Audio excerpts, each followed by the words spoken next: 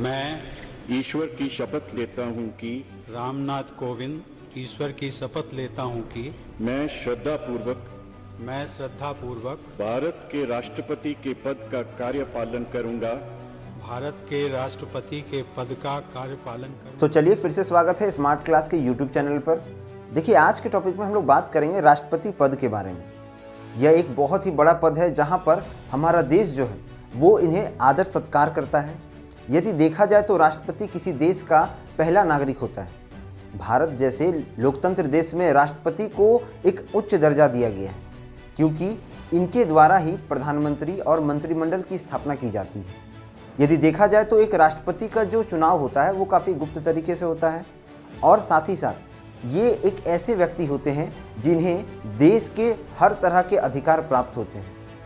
पहले नागरिक होने के साथ साथ एक राष्ट्रपति जो है वो यह क्षमता रखता है कि वो अपने तीनों सेनाओं को अपने अधीन रख सके, अर्थात एक राष्ट्रपति के अंतर्गत जल सेना, थल सेना और वायु सेना जो है वो शामिल रहती है। एक राष्ट्रपति एक ऐसा मनोनीत या चुनावित निर्वाचित व्यक्ति होता है जिसके अंतर्गत कई सारी शक्तियाँ होती हैं। तो आज हम जिक्र करेंगे कि एक्चुअली में हमारे राष्ट्रपति जो हैं वो किन किन शक्तियों के मोहताज है और किन किन शक्तियाँ से वो देश पर शासन कर सकते हैं। देखिए सबसे पहले हमारे संविधान में राष्ट्रपति से जुड़े कई सारे अनुच्छेद शामिल हैं।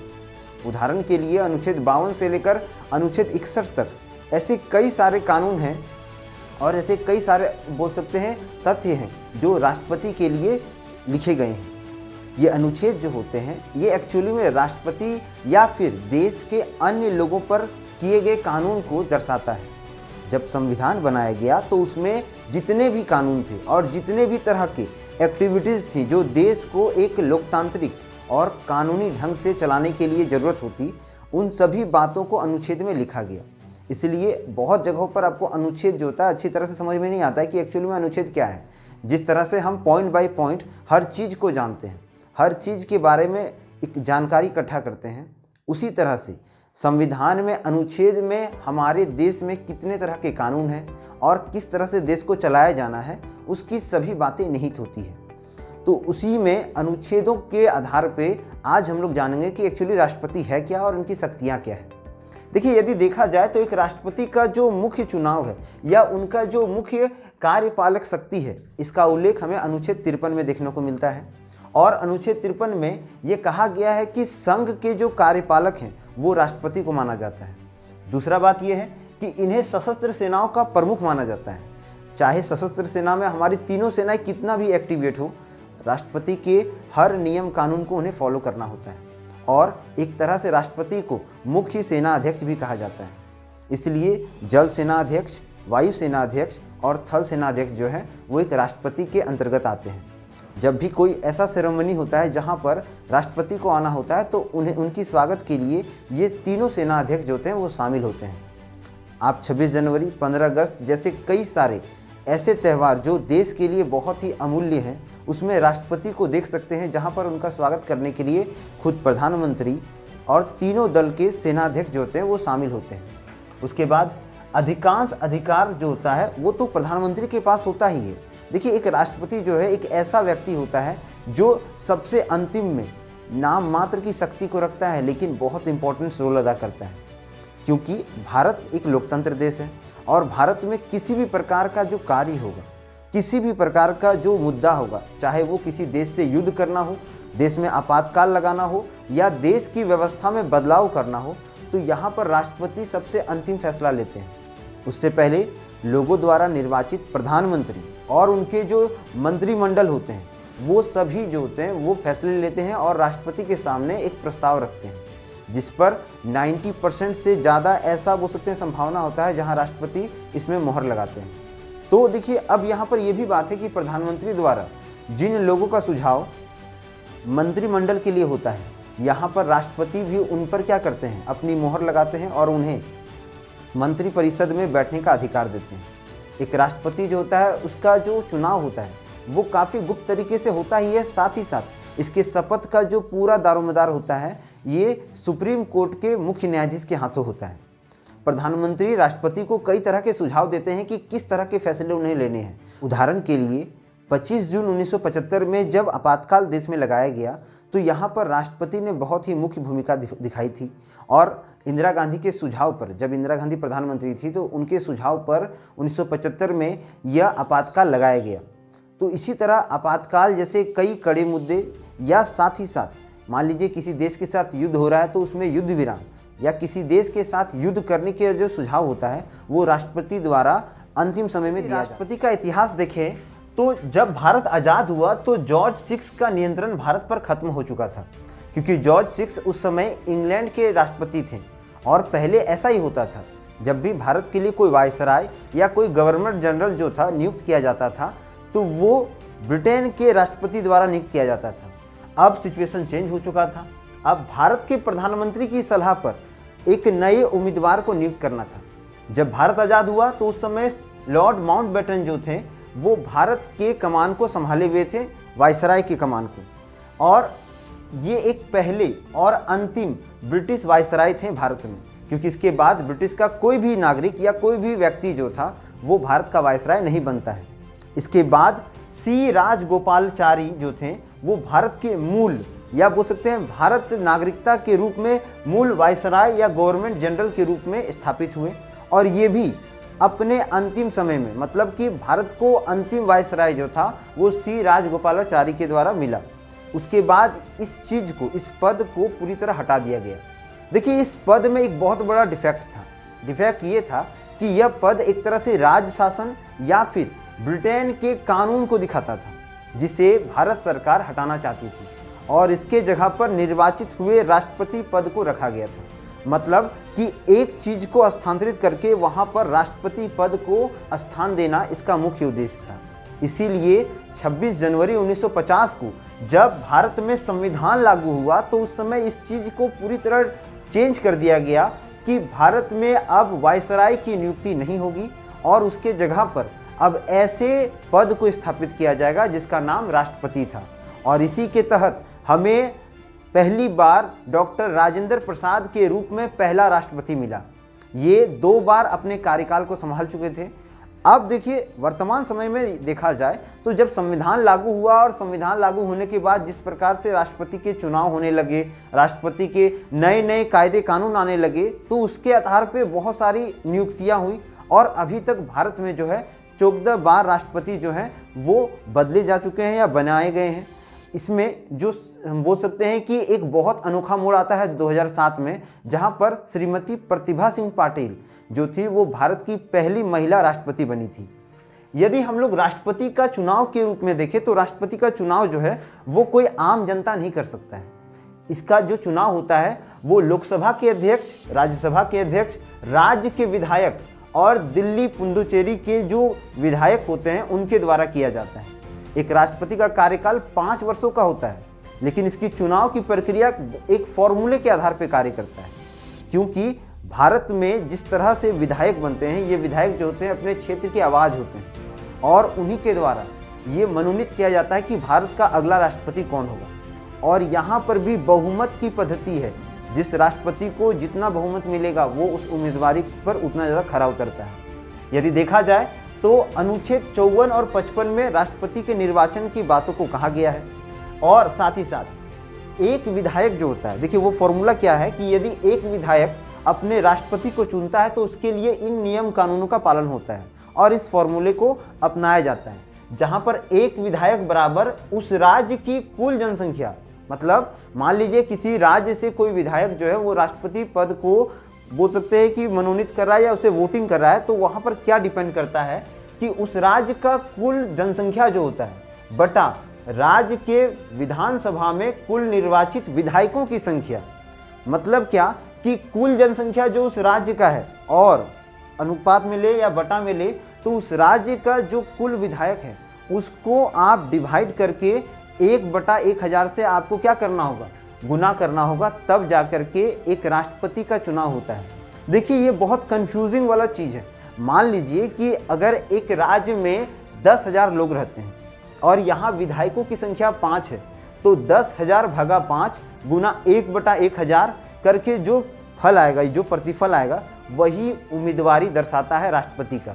उसी तरह अगर एक सांसद के रूप में देखा जाए तो एक सांसद बराबर कुल विधायकों का मत मूल्य, मतलब एक राज्य में कुल जितने विधायक हैं उनका मत बटा निर्वाचित सांसद की संख्या, मतलब कितनी संख्या में उस राज्य से सांसद बने हैं, उनको डिवाइड करके हम एक सांसद के पावर को या उनके वोटिंग को दिखा सकते हैं।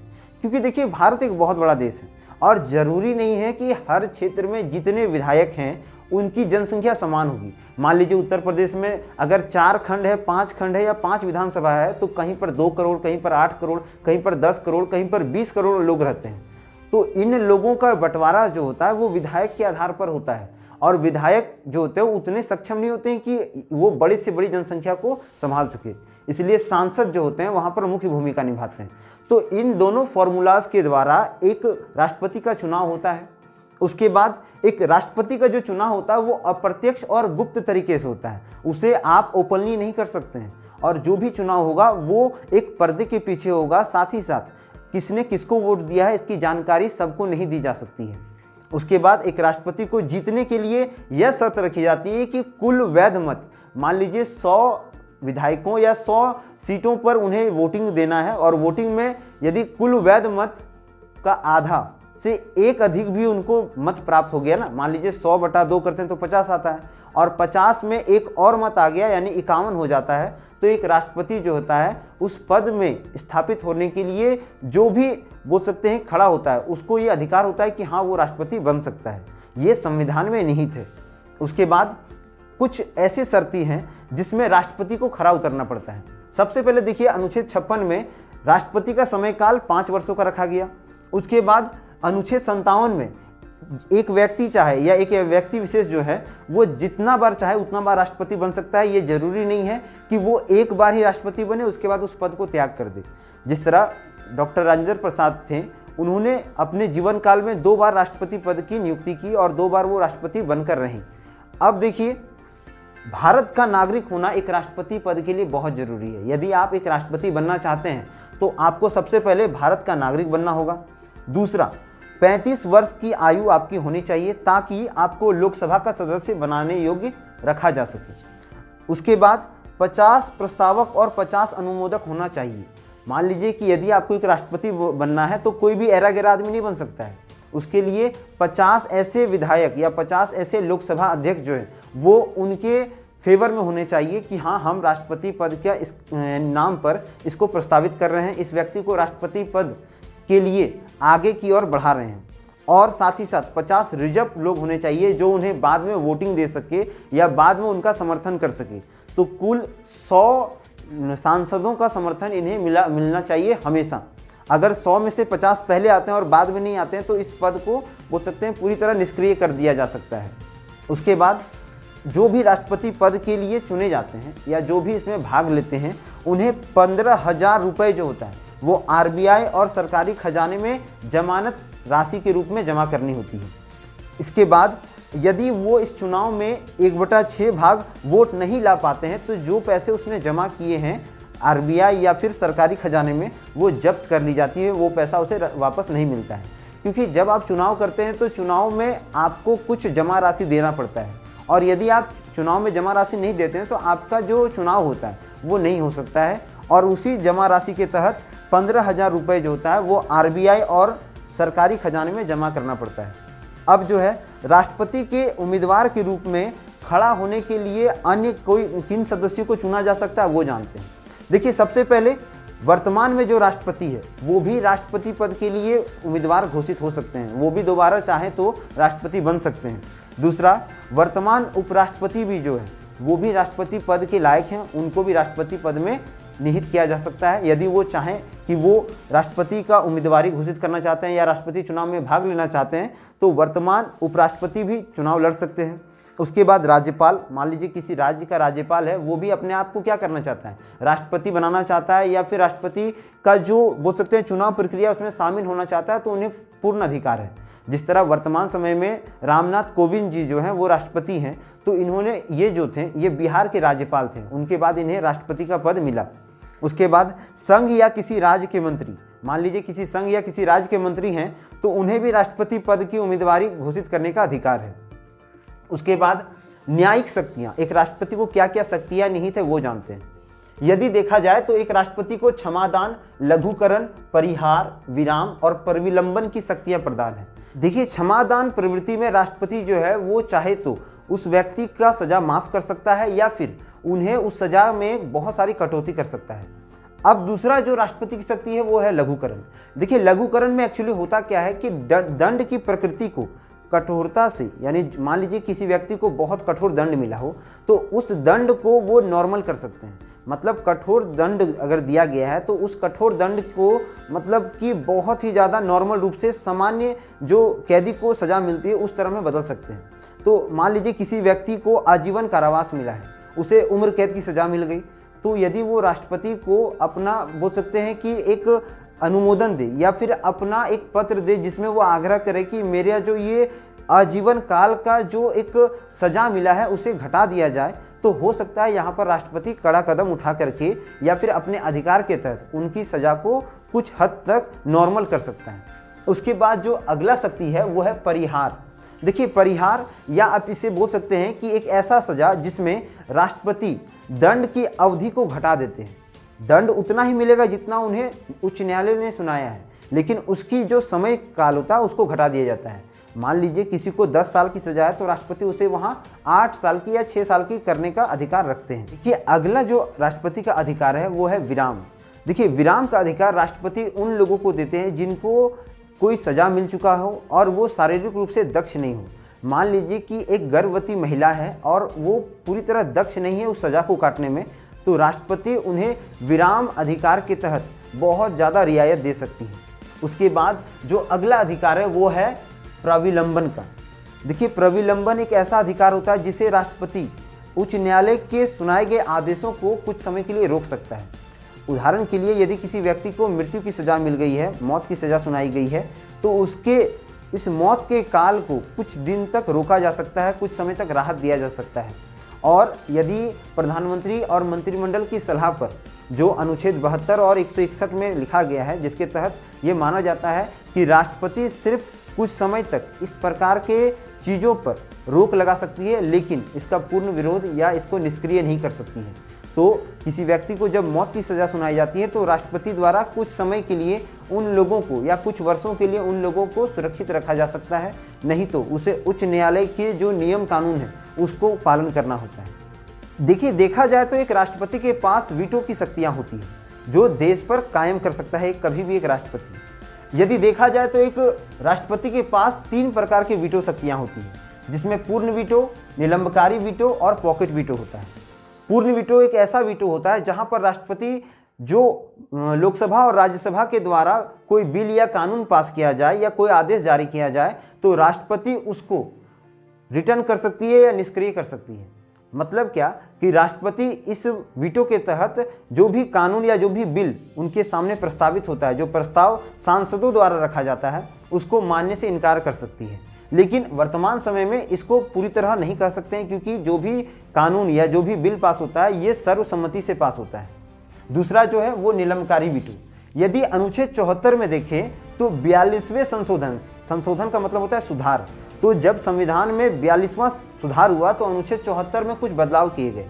पहले नियम ये था कि राष्ट्रपति को जो भी सुझाव दिया जाता था प्रधानमंत्री या मंत्रिपरिषद के द्वारा, तो राष्ट्रपति स्वतंत्र होते थे उस पर अपना फैसला लेने के लिए। वो चाहे तो उस सलाह को मान भी सकते हैं और नहीं भी मान सकते हैं। लेकिन 42वें संशोधन में यह राष्ट्रपति को कुछ अधिकार दिया गया कि आप चाहें तो इस चीज़ को निष्क्रिय कर सकते हैं, आप इसको ना कह सकते हैं। लेकिन फिर से इसमें सुधार किया गया और 44वें संशोधन में इस बात को रखा गया कि राष्ट्रपति अपने मन मुताबिक कार्य नहीं कर सकते हैं। हाँ, वो सलाह जो उन्हें दिया जा रहा है या जो प्रस्ताव उनके सामने मंत्रिमंडल ने रखा है, जो सुझाव रखा है, उस पर वो पुनः विचार करने के लिए वापस उस पत्र को मंत्रिमंडल को सौंप सकते हैं, किंतु उसको पूरी तरह बाधित नहीं कर सकते हैं या उस प्रस्ताव को रोक नहीं सकते हैं। इसलिए 44वें संशोधन के आधार पर अनुच्छेद 74 के अधीन रख करके राष्ट्रपति को उन बातों को मानना होगा, उन सुझावों को मानना होगा जो एक मंत्रिमंडल या एक प्रधानमंत्री के पद पे जो व्यक्ति है उसके द्वारा जो दिया जाएगा सुझाव, उसको राष्ट्रपति को मानना होगा। अगला जो है वह है राष्ट्रपति पर महाभियोग। अनुच्छेद 61 में राष्ट्रपति पर महाभियोग चलाने से संबंधित घटनाओं का जिक्र है, जिसमें यदि राष्ट्रपति कभी भी संविधान का उल्लंघन करते हैं या उनके विरुद्ध एक प्रस्ताव पारित होता है जिसमें जो सांसद है, चाहे वो लोकसभा या राज्यसभा, उनकी जो संख्या है वो 2/3 के बराबर हो जाए, तो यहाँ पर राष्ट्रपति जो है उन्हें अपने पद से त्यागपत्र देना हो सकता है या अपने पद को त्यागना हो सकता है। ये शुरू रूप से एक प्रस्ताव के तहत पारित होता है, जहाँ पर प्रस्ताव की जो कुल सदस्यों की संख्या होती है वो 1/4 होता है। मान लीजिए कि 100 लोगों ने प्रस्ताव दिया, 100 सांसदों ने प्रस्ताव दिया कि हमें राष्ट्रपति को हटाना है, तो 100 में से 25 का इसमें होना जरूरी है। मतलब 25% ऐसे सांसद होंगे जो इस प्रस्ताव को पारित करेंगे, और जब इसे संसद में लाया जाएगा, चाहे वो निचला सदन हो या उच्च सदन हो, यानी कि लोकसभा हो या राज्यसभा हो, तो वहाँ पर इसको 2/3 मत से बढ़ाना होगा। मान लीजिए लोकसभा में 2/3 मत प्राप्त हो गया और राज्यसभा में भी 2/3 मत प्राप्त हो गया, तो यहाँ पर राष्ट्रपति को अपना त्यागपत्र देना ही होगा। साथ ही साथ एक राष्ट्रपति के विरुद्ध जब भी महाभियोग चलाया जाता है, तब उन्हें 14 दिन पहले ये नोटिस दिया जाता है कि हम आपके विरुद्ध ये काम करने वाले हैं, और उसके बाद ही राष्ट्रपति जो होता है वो अपने पक्ष को रखने के लिए अपना वकील या खुद को जो है वो सांसदों के सामने प्रकट करते हैं या लाते हैं, जिसके बाद उन पर महाभियोग जैसी घटनाओं को करने का अधिकार होता है। इस तरह से एक राष्ट्रपति जो है वो अपना शासन तंत्र चलाता है या चला सकता है। तो देखिए, आज हम लोगों ने इस प्रकार से जाना कि राष्ट्रपति का क्या कार्य होता है, किस प्रकार से इनका कार्यकाल 5 वर्षों में हर क्षेत्र में बहुत महत्वपूर्ण होता है, और किस प्रकार से यह प्रधानमंत्री और मंत्रिपरिषद के द्वारा अपने शासन तंत्र को चलाते हैं। आशा करते हैं कि राष्ट्रपति से जुड़े जितने भी तथ्य थे आपको अच्छे से समझ में आ गए होंगे। मिलेंगे हम लोग अगले वीडियो में, तब तक के लिए चैनल को लाइक करें, शेयर करें, सब्सक्राइब करें। वंदे मातरम, भारत माता की जय।